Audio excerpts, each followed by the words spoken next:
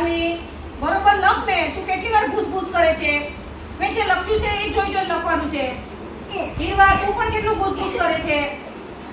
Proper લખ મેં તને. એ પછી શું આવે? પછી ડી લખવાનું ને. તું ડી ની પટ્ટીમાં ક્યાંથી ડી લખે છે? જો ને આ છોકરો એકનો અક્ષર જોઈને લખતા બી નથી આવડતું, ઘૂસાઘૂસ કરે છે. શું કરું મારે? હું તમારી માટે એટલે જ ઇકો ફ્રેન્ડલી બુક લઈને આવ્યો છું. એવું છે? હા જો ના તમારે સ્ટુડન્ટ ઉપર રાડ નાખવાનું થાય, ના તમારે માથા પીટ રહે. અરે વાહ, આ તો સારું કહેવાય. જો તમારે બુક જો ખાલી. એન્ડ આ બુકમાં તમે કોઈ પણ ભીના કપડાને સાફ કરી ફરીથી તમે એને યુઝ પણ કરી શકો છો. એન્ડ આ વન ટાઈમ ઇન્વેસ્ટમેન્ટ વાળી વસ્તુ છે. એકવાર ખાલી ઇન્વેસ્ટ કરવાનું, પછી તમારે ખાલી યુઝ જ કરવાનું રહે. તો હવે તમે વિચારતા હશો કે તમારે આને બાય ક્યાંથી કરવી? તો આ તમને ઓનલાઈન શોપ એન્ડ ડીઆ માંથી મળી જશે.